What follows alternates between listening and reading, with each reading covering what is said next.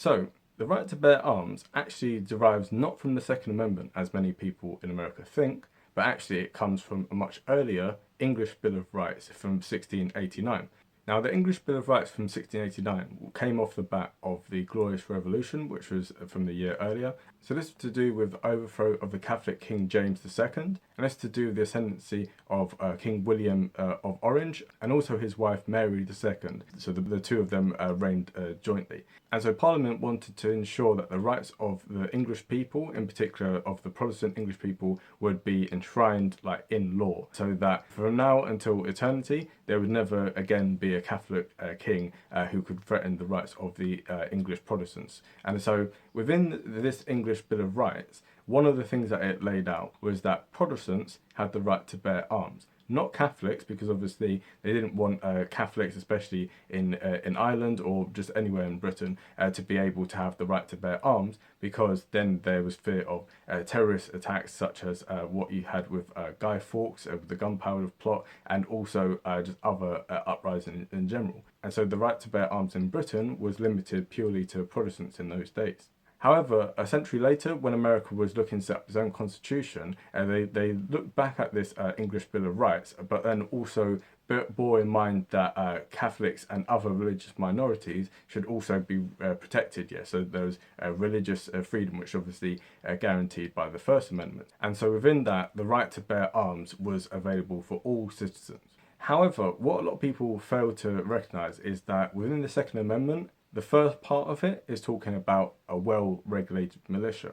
And this is something which has changed in American culture in the last few decades, which is that originally the Founding Fathers and early American society was focused on having well-regulated militias. So the right of the individual states to form militias in order to resist the potential tyrannical power of the federal government, that was a big part of what the Founding Fathers were looking at. So the right for people to own guns, it was within the context of them being within the state militias. So this kind of individual focus on gun ownership was not really something in which the founders originally intended. Yes, obviously you had large number of people owning guns in those days, because obviously America was a frontier society. You had people out west who had to fight Native American Indians, and also fighting kind of wild animals such as bears and cougars and stuff. And so obviously for people in those days there was a strong argument for them owning guns. However, both in Britain and in America,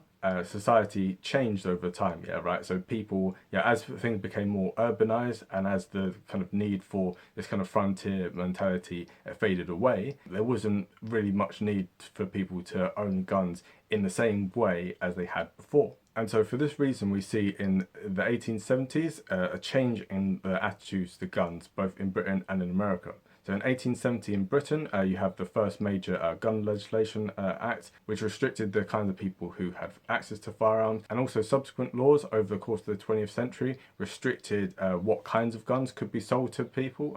So current UK gun laws, for instance, outlined that people are allowed to have most forms of rifles, most forms of shotguns, however, most forms of handguns, and then also semi-automatic or automatic rifles are prohibited. So this differs greatly from what is obviously allowed in America. However, there's a very good reason for that, and that's because, if you look at the data within America, you can see that about 64% of all fatalities from guns come from handguns, right? Because most of the arguments for gun ownership comes down to, self/home defense, fighting off against kind of wild animals or invading forces, and then the third one is against government tyranny. Now, with regards to the first two, if someone runs into your home, having a shotgun or having a rifle is probably going to be kind of what would be most helpful in that. And then also, if you're hunting wild animals, you're not going to go hunting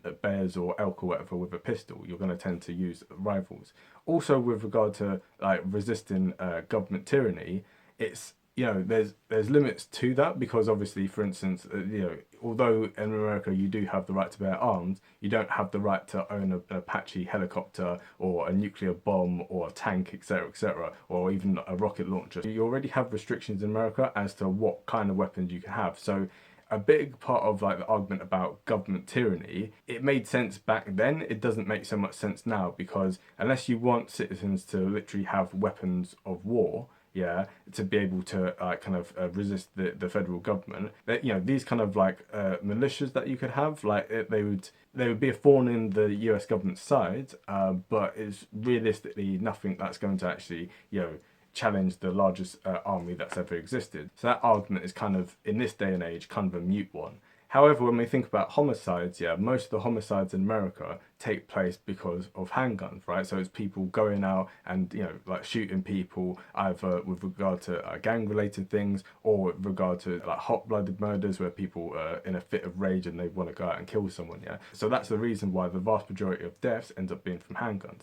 So up until relatively recently, most Americans kind of understood like the danger that handguns held. Yeah. So up until the mid '60s, a majority of people in America wanted a ban on handguns, because they understood that it was mainly criminals who would use them, etc. And that actually, if you wanted to have home defense system, like having a shotgun was probably a better use than pistols. Also, the amount of people accidentally having it, such as, you know, handguns are a lot easier for children to pick up and to misfire than they are shotguns, etc., etc. And so that's the kind of reason why people in America beforehand were very much opposed to people owning handguns, yeah, other than police officers.